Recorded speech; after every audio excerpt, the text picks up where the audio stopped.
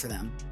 Like you knew based on the feeling, the tension, the passive aggressiveness that they didn't want you working for them. It's the worst feeling. No matter what you do, it just feels like you can't get ahead against this person's perception or assumptions because they don't want you. And that feeling of rejection in the workplace is just, it's kind of awful.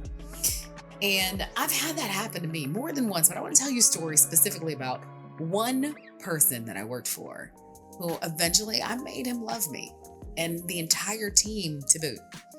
You see, I have been really blessed to not have to apply for jobs. My last two jobs are the last two jobs I applied for, and they were the only two jobs in my entire career that I had to apply for. This one particular job was my first job into HR. It was a part of a company's leadership development program. And by virtue of a relationship that I was able to develop from an influential leader, they got me into this role. And so I remember being excited because I had really been fighting to try to get into HR in this company. And I actually had one executive said, like, I don't know what you want me to do for you because you don't have a degree in HR. That was the coaching I got from another HR leader as I was looking for career advice. That's what I was told. And I just happened to meet someone who saw something in me. Shout out to Ken Diskin, who is still very much someone I count as an extreme guardian angel over my career. Just an amazing influence. And having met this leader helped me get into this role. And I remember showing up excited, coming out of working in procurement, knowing that I did not want to buy parts for the rest of my life. I showed up with my box ready for my first day at work and met Carol Marino, who's still a friend. Hey, Carol. Met a friend. She was the receptionist at the time for the training center. And she was bubbly and beautiful and amazing. And in comes this leader who I won't name, but he knows who I'm talking about. And he was extremely professional, extremely, not aggressive, just extremely professional, extremely curt, and he wasn't warm. That's the best way to put it. He was not warm. And I could tell, man, he was like, I am not trying to have you here. And that was the first feeling I got. And I sat in my office half the day trying to find ways to get time with him. And he took time for me, but it was, again, the exchange were extremely transactional. It was like, this is this and this is that. And at one point, I don't know if he said it, so I'm not going to tell tales, or if it was just implied. But it was like, I don't care who told me to hire you. I'm not going to let you ruin my success. Again, I don't know if he said it or not, but that's the feeling I got. That's the feeling, the vibe was like, it was giving, listen, I don't care who your family member is, but I'm not letting you ruin my life. And it was very awkward because this was like my way into what the career of my career of choice.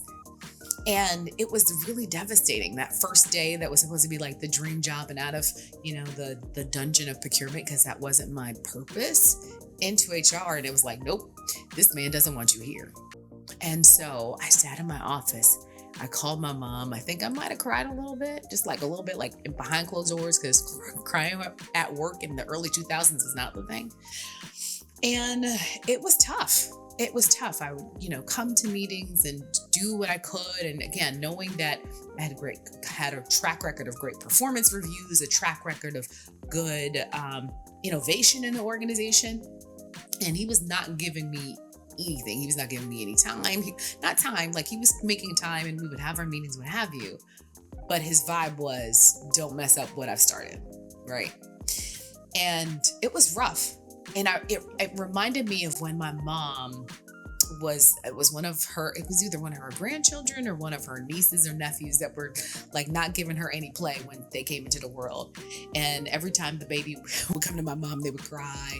And every time the baby would see my mom, they would cry. And finally she just broke out and said, I'm gonna make you love me. Yes, I am.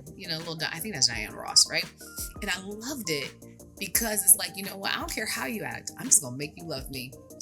And in that moment, I was reminded of the idea that regardless of how people treat you, you get to choose how you treat them. And that's like the first lesson of surviving a bad boss. Your character should not be dictated or influenced by how other people treat you. And so I started to devise a game plan. I got really clear about what my job was. And when my job wasn't clear, I found ways to add value. But the first rule I would tell you about surviving a bad boss is just do your job. When I was an HR business partner, when I was an HR manager, when I was an HR talent management director, I got so many people in my office complaining about a leader. And the first question is like, well, what's your work ethic like? And what's your work package like? And are you delivering?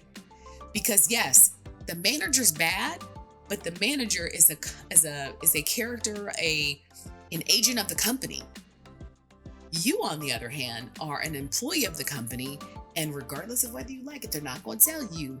They're more likely to get rid of you before they get rid of them, unless they do something terribly illegal or unethical. So the best thing you can do first is to do your job. Do your job. DYJ, do your job. Because it's the best defense from anything else. If they treat you terrible, if they cuss you out, whatever that is, and I don't say that you should stay in a toxic situation. I want to maintain this idea.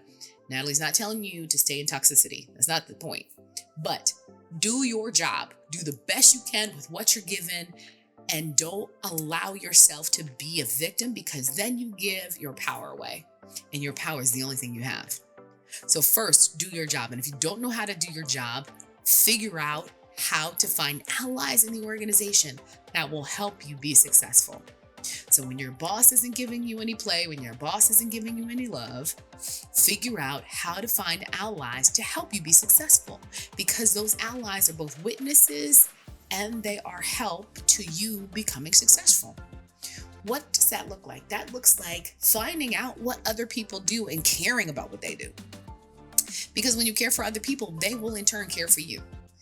That's not commiserating. You don't need to tell everyone what you feel or think, because opinions are useful in certain limits. Actions are better. You're not getting paid for your opinion. You're getting paid for your action. So to the extent you can find safe places to share your concerns, but don't commiserate and don't stay there long. At a certain point, you got to turn on the action. I know in my career, there have been times when things happen to me, and honestly, you could waste an entire day doing the playback tape of what happened to you to everybody. It's not helpful, and it keeps you stuck in your emotions. I'd much rather see you invested in the action it's going to take to recover from the situation, rather than continuing to rehearse on your emotions. So here's the deal. First, we're going to do our job. We're going to figure out what's expected to you, how often it's expected, to what extent, who you report to, and how to report to them, whether it's your boss or multiple people within the organization. You're going to figure out who you need to get work done, and you're going to write it down. You're going to write down everything. If you have a boss, that sucks. Documentation is going to be your favorite and most valuable asset, because a sharp pencil is better than two dull minds. I promise you. Having done HR investigations, having done multiple negotiations between employees and managers and what have you, what you write down will be the saving grace to what helps you be successful when you have to have a dispute. Also, it's good to have documentation. I remember when I was working in procurement, I worked my tail off. I got green belt and black belt certified in the same year. I did multiple projects that brought the company revenue. I did special trips and projects. I worked tons and tons of hours, all to have a manager tell me that I got a meets expectations. That was what they told me in my performance review. And what was crazy about that is the performance review wasn't given to me. Like, it was basically processed through the system, and they were like, oh, you weren't here, so we just signed it for you. It was really shady. So what I did is I put a binder together of all of the things I had done in the year. It was about this thick. I kept it for years. And I put it on the manager's table and said, tell me again how this meets expectations at my level. And then they gave me some cockamamie story about the distribution rating system and how only so many people could get this many. And yes, I did great, but I couldn't get one, right? And then I took that same story to HR. And eventually that's what led me to getting this, opportunity that I was in now, finally working in HR. But the point is, do your job and document as much as you can, you doing your job, because it's air cover for when things come up. The second thing I want you to tell you is figure out how to add value, right? Don't just come in and just do the status quo. Add value. How can you improve things around you? How can you make things better for your allies and your peer group? How can you make things better for your leader? Yes, they may suck, but it's still good to make your leader look good. How do you add value to the organization so that they understand that you are worth keeping and worth having? It's important for you to see the patterns of people and how the work gets done so that you can understand how to add value. So working in this training center, I remember figuring out ways and saying, hey, listen, everyone's coming to Carol, the admin, always asking for what times the classes are coming and what have you. And I'm like, you know what? We should just have screens. We should have screens that just have a running schedule of what's happening. And after having that conversation, coming up with the plan, articulating it to the leader, talking to Carol about it, we figured it out and we were able to put the screens up. So now that Carol spent less of her day telling everybody what training classes were happening when, and being able to see it on the screens throughout the training center. It's just a small example of how you can add value to the organization and get people to see that you're not just caring about yourself. So how do you add value? How do you first do your job? You can't add value until you do your job. So if you're doing all this extra stuff and not doing your job, nobody cares, because you're the person talking about like, yeah, they only do the stuff that's fun, but they never do their job. You don't want to be that person. Do your job and do it so well that you can be found blameless, as they say. But then add value. The third thing I'm telling you again is building allies. So who in the organization can be a benefit to you and how can you be a benefit to them? The key word here is reciprocity. How do you make sure that you're giving and getting so that there's a benefit in the relationship? And that establishes trusts. I read a lot of business books. And we have tons of them in the house. We've got like 5 or 6 different bookcases. I feel like most business books can be boiled down to about 30 pages. But one of my favorite is Stephen M. R. Covey's The Speed of Trust. And why I like this book is because he talks about this idea of trust bank accounts. And the idea is that if you have a relationship with someone, you have a bank account with them, a trust account. And the more that you do where you keep your word, you're of good character, you deliver on time, then you have more credit or more funds in the account. But the less you do, you withdraw funds in the account. And sometimes you have relationships because of either people's assumptions, their biases, where you start off with the account overdrawn. That's the whole point of building allies, because you're going to encounter people where either because of your otherness or your femaleness or whatever, that you may have an overdrawn account. And the allies can help you navigate and figure out how to get your job done, regardless of the barriers. So building the allies and establishing these trust accounts intentionally, understanding who can be in your network to help mobilize your ideas and get work done and getting your job done, it's a fabulous thing. So I'm in this job for the better part of 1.5 years. In the beginning, I got copious amounts of shade. And through my allies, I was able to find out the reason why the leader that I was hired to didn't trust me was 2 reasons. One, he didn't get to hire me. So, fair enough. Poor him, and I totally appreciate that as a minority executive or middle-level executive in the early 2000s. He didn't get to make the hire he wanted. He kept asking for resources, and instead of being able to hire somebody, he got me. Merry Christmas, right? So I can appreciate the saltiness that might have come with not being able to hire your own resource, and he didn't get to go do all the vetting. He was just given me. The second thing, though, that was really interesting, and I found out from my allies, is that the assumption or the rumor mill had it that I was another executive's daughter, which was hilarious because I was not. My dad was a truck driver.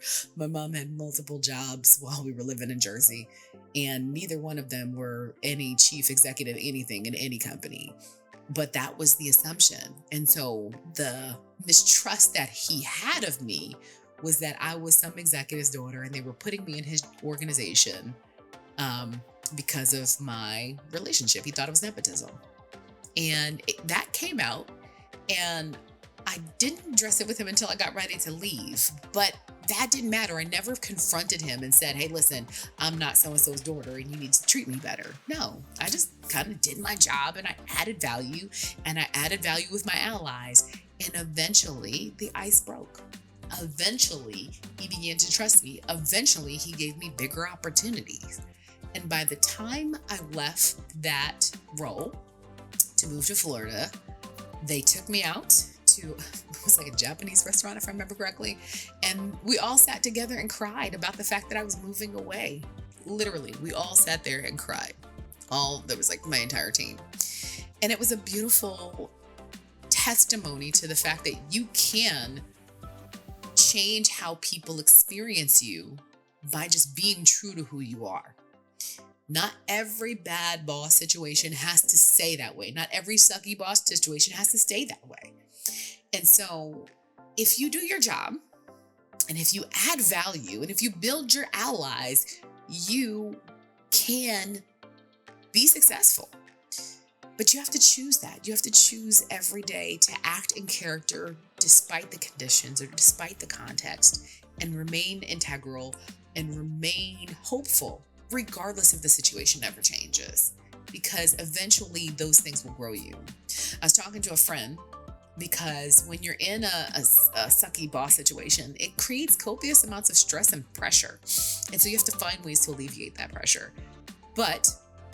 So I suggest you, make sure you have a good diet, good exercise, all of those things. But the other thing I'll tell you is that pressure creates good things. Under pressure, you can create really good food in the pressure cooker, right? Under pressure, diamonds are created. And so good things happen with pressure. I'll also say this, a lot of folks don't like conflict, but most things grow out of conflict. A seed comes out of the ground having beat the odds of all of the pressure, the conditions, and what have you, pushing its way to the surface, right? Your car does not work without some level of friction. The tires against the concrete creates heat and friction and a movement. And it's that conflict between the rubber and the road that creates movement. And so don't be mad at every conflict you have, because part of that is creating both pressure and movement. You can figure out how to make these people love you if that's what you want. And I'm not saying pandering. That's not my intention. It's about figuring out how to be true to yourself regardless, and taking everybody else along for the ride. So the next time you're in a situation where someone doesn't want to work with you or around you or to you or for you or what have you, remember the Diana Ross song, I'm gonna make you love me. Don't pander, be yourself, and remember that you can get over this and get through this if you do your job, add value, and build allies. Your opinions of the situation being what they are, the evidence and the proof is in the pudding. Join our community. Go ahead and join our Facebook group. Also, check out our website, yourbosssucks.com. I want to hear your stories. I want to hear about some of the things that you've been through. Have any of you ever been through someone who didn't want you to work for them, and did you ever turn it around? I want to hear that. We want to share it on one of our future podcasts, and we would love to hear your stories and help coach you through some of your suckiest moments. Until we see you again, be well, and remember, don't let your boss suck the life out of you.